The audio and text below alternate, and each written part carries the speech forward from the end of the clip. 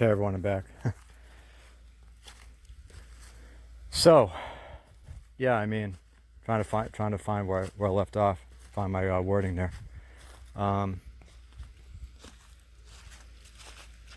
Again, it's just a beautiful day today. Had to go out hiking. Just nature called and just called me out here, and I could just feel it. It's like I had to go for a hike today and do a walk and talk. There's no getting around it. Sort of like destiny, just happening, and really nothing you can do to stop it. So. I just hope I don't get lost down here. But, if I just take it all in, and we really realize sort of like the specialness of this, yet it's so simple, right? This is the world has become so focused on what's complicated that something so simple is so easily neglected these days, the magnificence of it is so overlooked. But really, I mean,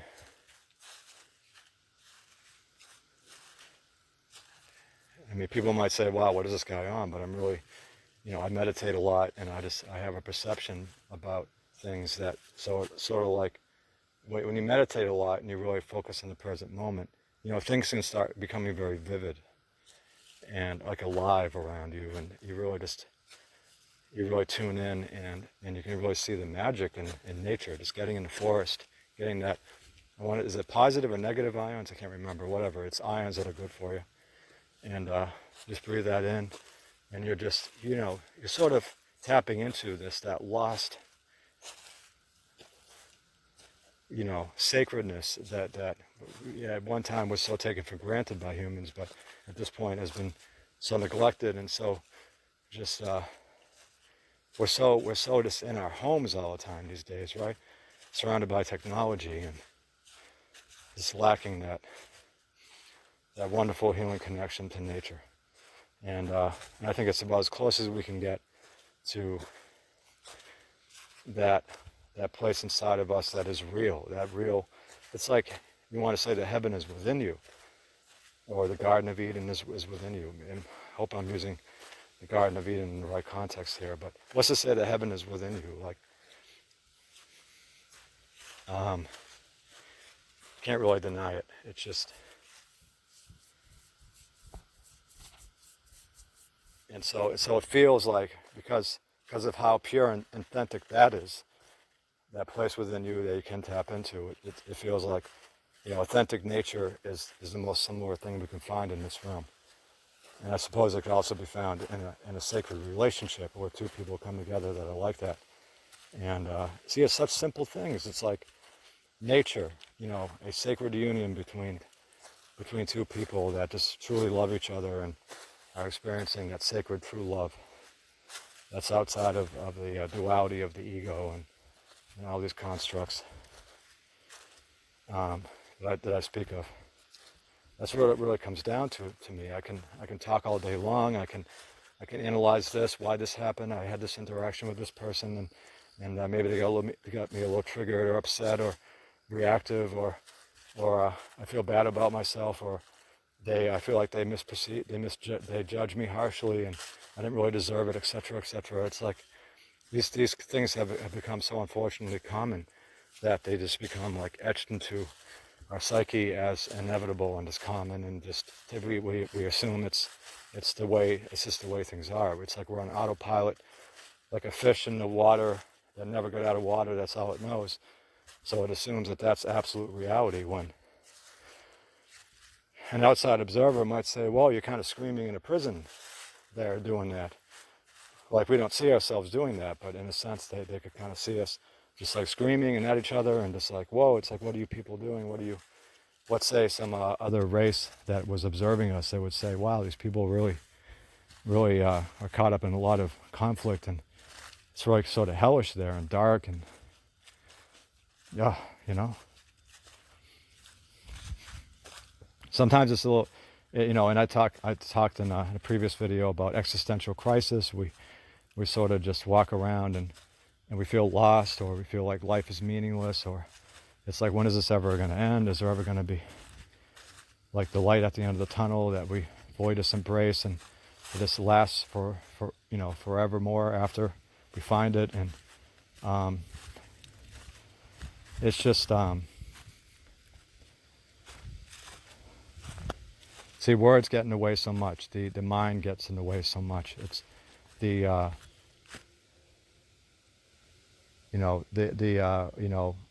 thinking that everything has to be scientific, or that it needs to be like proven scientifically to be real. It's like, no, I mean, I don't think so. It's like that's really limiting. And in fact, what is real to me is actually outside of that linear model of science. That science is being observed by someone through that mind, that as I said, through the intellect, that observing something, but that's only going to get it so far. Now there are tools that are being used in science to prove things. So science has its course, but we don't want to make it like the be all end all absolute truth when it's not. Obviously, it's very limiting. And the sacred and just the truth, like these kind of things like enlightenment, or the light within you, or mysticism, or a feeling like of sublime connected oneness to the all or the infinite, or feeling like you're just at one with everything and connected. Like science can't prove any of these kind of things. So since it really can't, because it's really not it's not part of the experiencer who is actually experiencing those things, and since you can't really catch it in the intellect in that way and bring it down and say, hey, here's a proof that it happened, that it's happening, then a lot of people just will downplay it and say, oh, it's just nonsense. That's that airy-fairy woo-woo stuff that that people are just wishful thinking about. But I mean, just meditate and keep doing that day in and day out. Do breathing exercises, read and research, these philosophers and wisdom teachers, and then find for yourself, the truth. It's going to be found through experience. It's experiential. It's not going to be found in a book, but that can help. That can help be like a pointer and guide the way. So, I mean, I'm just trying to kind of go through my mind and really kind of sort out what I want to say next, and what I said before, kind of put it all together. Not that I'm going to end anytime soon, I don't think. So, I mean, maybe I can branch out to sort of related subjects, but really get more deep into things that are relevant enough, or doesn't even, whatever I want to talk about, I'm not gonna really make it about, make it so a definite way. Just like with ourselves, we can be very fluid and we can be dynamic and change, and then so too should the conversation. Just let it flow where it wants to.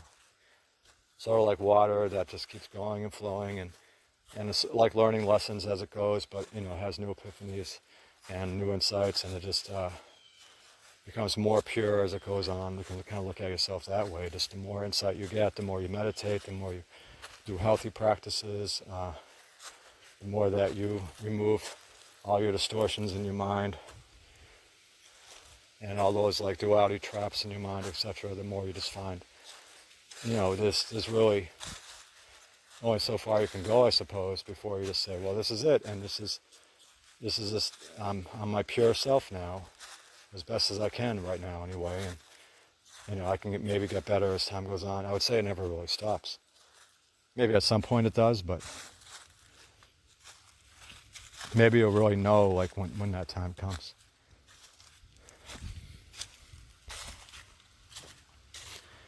But, I mean,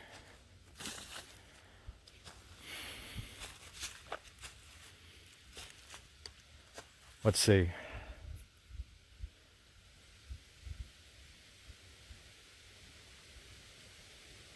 I'm just really trying to remove a blind spot. Maybe that's in my consciousness right now. That's sort of just I can't really quite see or hone into really what I want to discuss quite yet. I think it's going to come to me. But see, and there's another thing. You never really want to try to force anything. It's going to come to you when it comes to you. It's going to come to you because of a lesson you learned, because of an interaction with another person. It's going to come to you while you meditate, while you're lucid. It could come to you in a dream. You could wake up, all of a sudden, wow, it's like you just have this big realization you never thought of before. And it's a wonderful thing when sometimes it comes in big bursts, and it can come over and over for a while, and then all of a sudden just go, and it just doesn't happen for days, weeks, or months. And then all of a sudden you just have another a big burst of all these epiphanies and insights, and your consciousness expands and goes higher, and sort of the nature of it. It's just, it sort of makes the journey feel worthwhile, and kind of keeps you just plugging away in that regard. Because if it came so easy, then we wouldn't really feel so maybe inclined to do it so much,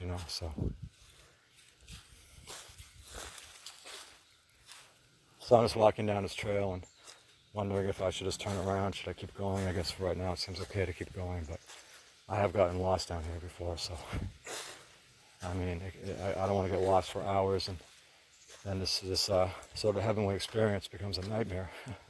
See, we live in a world of duality where it's almost too easy in some cases for something to go from one extreme to the other. But it's great out here right now. I mean, something about the weather today that just inspired me enough. Usually I don't really come down here lately, but maybe I'll make it more a regular thing.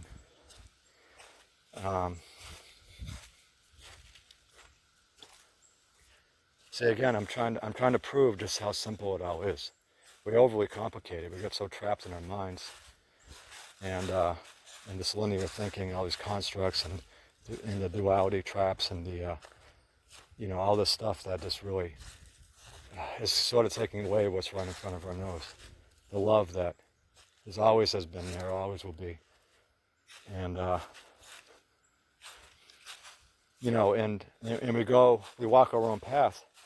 And hey, it may be a narrow path for a lot of us, because we're going a way that has been traveled much less. It's a less beaten path, and it's more rewarding in the end. But we're going to be lonely these days anyway. We might as well find more of a reason by going down a path that's more lonely, because we're not really connecting with other people so much. We might as well get whole amongst ourselves, get unified within, and then we find less, and we're more okay with this process of us being separated so much from people. And so that's sort of a big reward for becoming that way, because you become less reliant on others for your happiness. You're just so fulfilled from within that you find that that's really the best truth, that no one could really even come near to the own fulfillment. Well, people can help out. People can definitely speed things up, inspire us. I mean, a sacred union between two people, between two lovers, is, I mean, literally one of the most real things you can find. In fact, I said that heaven is within us. So then, have two people that have that real innocence in them, that come together. Then think of the magic that comes from that. The explosive positivity, and the super high frequency, and just the union, and they're just operating from that truth frequency. It's so obvious when they're together that really it would take a lot to separate them. I mean, they're going to work out probably anything, because they found something so sacred and sort of rare and unique that anything that's projective of the linear mind, in terms of all these things I talk about, the intellectual kind of understanding that can get us trapped, like anything that's derived from that would just be immediately, basically, like just neutralized, because the truth frequency is so easily overriding those lower frequencies. That's kind of caught in those things that it just becomes like almost non-existent basically. It's hard to even see it as a real thing, or it's not real. That's the thing. It's false. So what is false becomes apparent, and what is true, which has sort of always been there, just buried, becomes very obvious, and that's the kind of person that we all want to become, and that's the kind of person we all want to find ultimately, right? That's like true love, because that's the truth frequency. The truth frequency, and love is truth.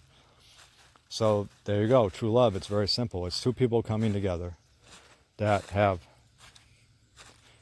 found that heaven within themselves, and then they basically formed, they have their own paradise on earth, between each other, and there's no mistaking. It's just so obvious. And let's go over this little bridge here. So we go over a bridge, and it's like we have these bridges within ourselves that if we just get to the other side and see through to the other side, we see the truth. We see that all that back and forth in our mind, and the stress and the sort of just gets easily dissipated after we just walk the bridge. Just watch our thoughts, let it pass, let it neutralize itself, and eventually that high frequency state that you achieve just automatically neutralizes all those lower thoughts and guilt, shame, fear. Although fear, I think I can argue, some people claim to be fearless, but I don't really personally believe that, because I think we need fear to survive. If you were fearless, that would mean if a bobcat started chasing after you, you would just be like, oh, okay, you just stay there. And you have to have fear, against like a predator or something, so obviously it's a good thing. But I'm talking about fear that, let's talk about fear that is irrational, or just crosses the line, or inhibits your happiness too much, or is based on a phobia from your youth that you just haven't gotten rid of yet or something. That's kind of really what I'm talking about.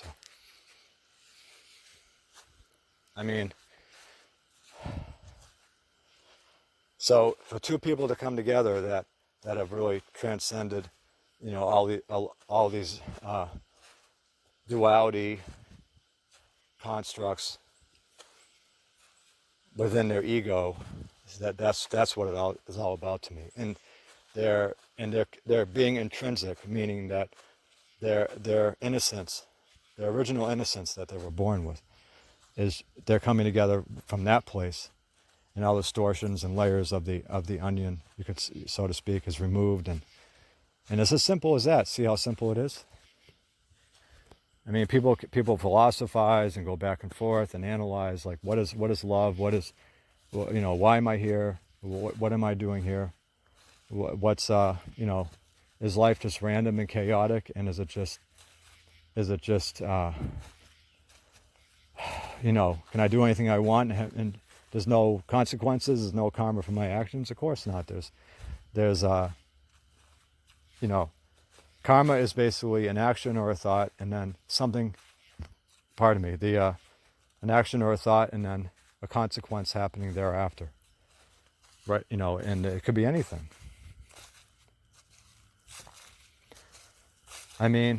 Just don't take yourself so seriously. Don't.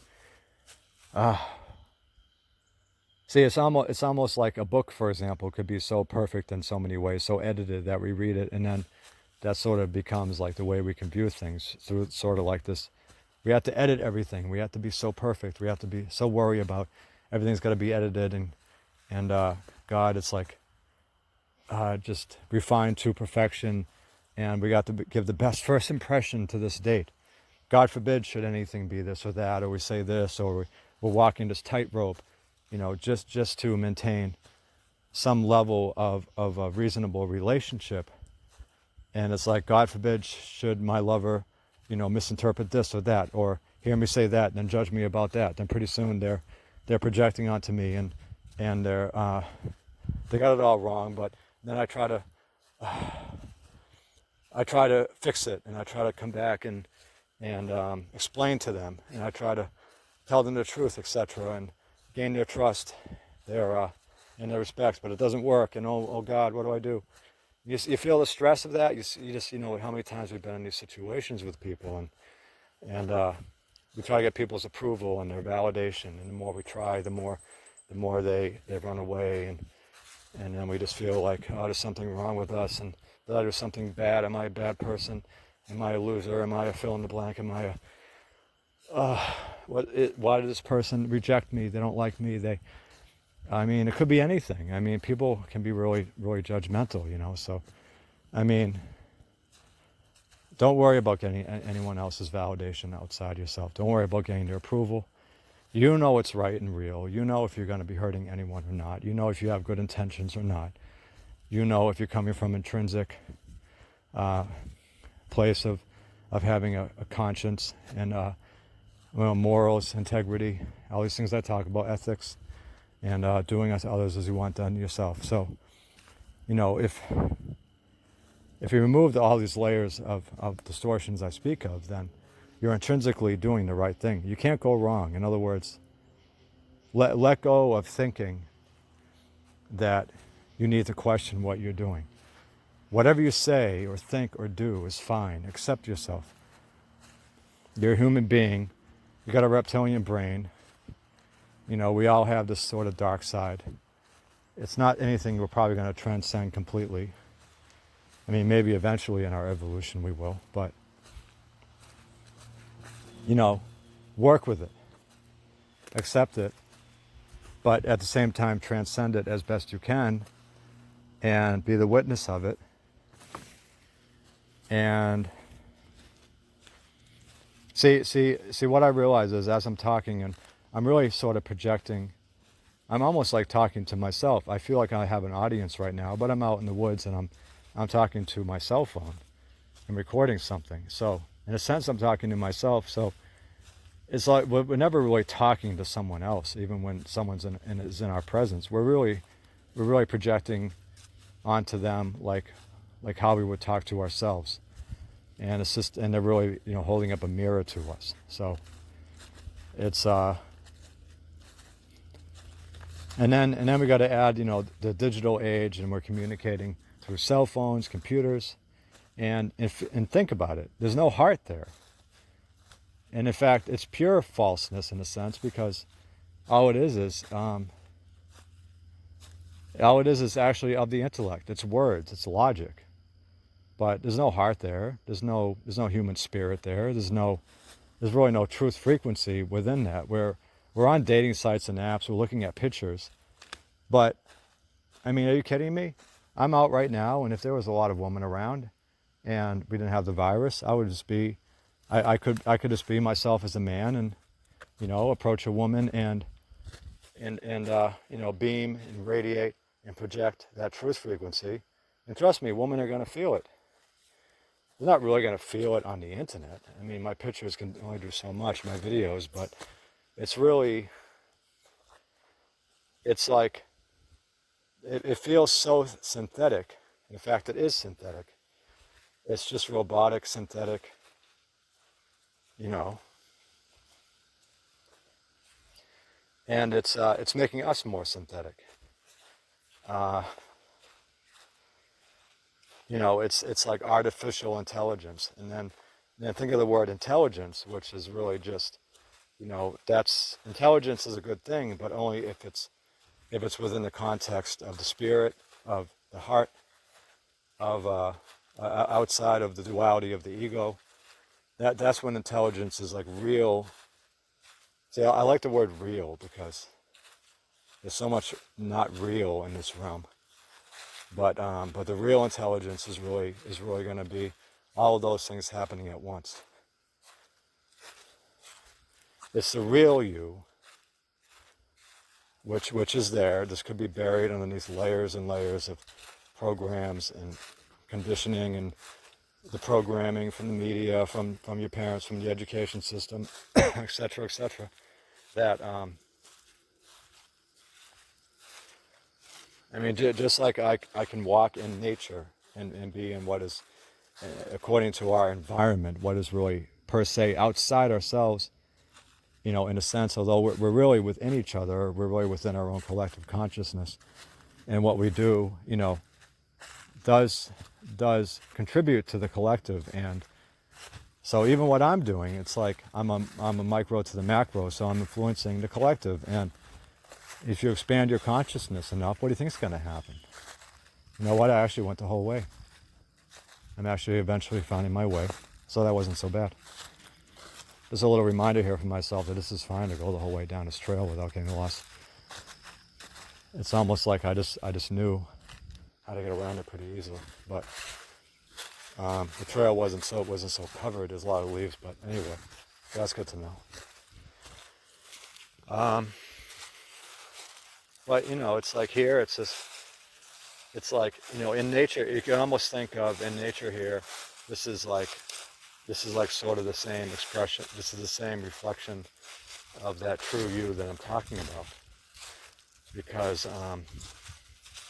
think about it, there's nothing synthetic here. I walked by a house that's going to have synthetic in it, but aside from that house, I'm in what is real. It's per se, it's nature. It's been here for what in some way regard, in a different shape or form, for like millions of years, right?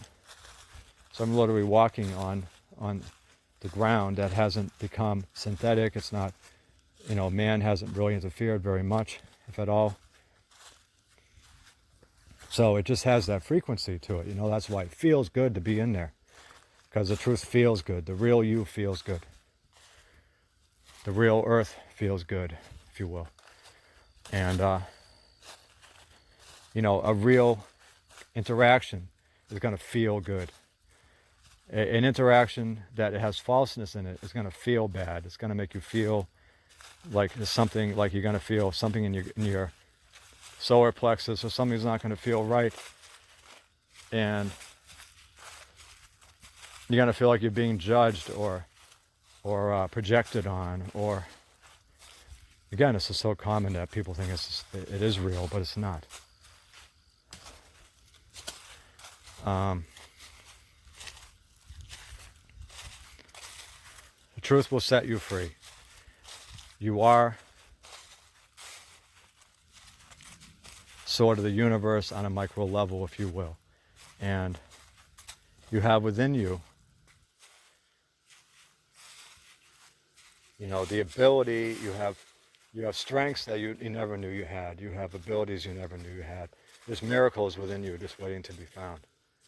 Stop going around in circles and banging your head against the wall, so to speak. And just own yourself now. Accept yourself now. Be who you are. Meditate. Go out in nature. Read wise books. Get away from the duality of taking this side or this side in politics, or in this group, or this movement, or this fill in the blank, or getting wrapped up too much in social media, or some app where you got to try to impress people with your bathing suit or something like that, or your body, or your feeling. I mean, I'm not trying to offend anyone, but I'm just saying, take what I say with a grain of salt. But at the same time, just find more balance in these things, at least. I'm not saying just eliminate them from your life, because that's going to be unrealistic, but that's what I do. I try to find the balance in all these things and not let it consume me. Once I find there's too much falseness in something, I'm like, okay, gotta take a break, gotta step back. Let's go work out, let's go meditate, let's go do breathing exercises, let's go make a healthy meal, let's go get out in nature, let's go sing or play an instrument. These are the best things we can do right now. Let's research, let's read, let's make art. Or when I say let's, because obviously it's not going to be involving another person very often these days. But you know what I mean. When I say let's, I mean you're probably going to do this by yourself. But let's all do these things, separated, but still like doing them together per se. And influence the collective in as best way we can. We don't want to bring this frequency of falseness and out of balance fear and concern. And I wouldn't worry about the virus too much because, I mean, the youth are probably going to be fine, as they say, and the elderly we might be concerned about, obviously, but for your own best interests, I mean, you're probably not going to catch the virus. I mean, if people don't have it, they're not going to be out most of the time, and so I would say it's very, very few who actually have it, but have no symptoms. So is there really all that much to worry about scientifically? I mean, you could argue, have they proven for an absolute fact that the masks even work? Maybe, I'm not sure, maybe a big mask might work, or a certain mask, but small masks may not work. But there's so much to consider about that. But I mean, you know, just for a virus to affect this much people on this grand scale, you know, and when in fact most people are healthy, most people are fine. I mean, to limit us that much, I know things are getting better. People are going to school now and whatnot. Things are opening a bit better. I know at a Starbucks, for example, you can go in there now and like drink something without a mask with company, and before you couldn't even sit down inside. So we see some positive, you know, steps taken. But I mean, in my experience, I'm not meeting anyone from the internet. It always seems like I might as well assume, I mean, maybe right now it could literally be better as I speak, almost overnight, but in terms of my experience, and I think I've proven statistically that most people are not going to be meeting anyone from the internet for a date, even though we're longing for that. We feel like something's missing, you know, like women are used to often being chased, they're used to being approached, they get that sense of healthy validation. And you know, it just feels good. It's like humans interacting and being natural, and something obviously isn't right if that's not happening. And then when things get out of balance, then that's when things can get imbalanced in different ways, and people go to extremes, and things sort of the result of that can be sort of unhealthy ways of dealing with what's out of balance. You know, people can get caught in addictions and bad things, etc. And maybe not do the best things to people when things get like warped like that. So, you know, just do the best you can.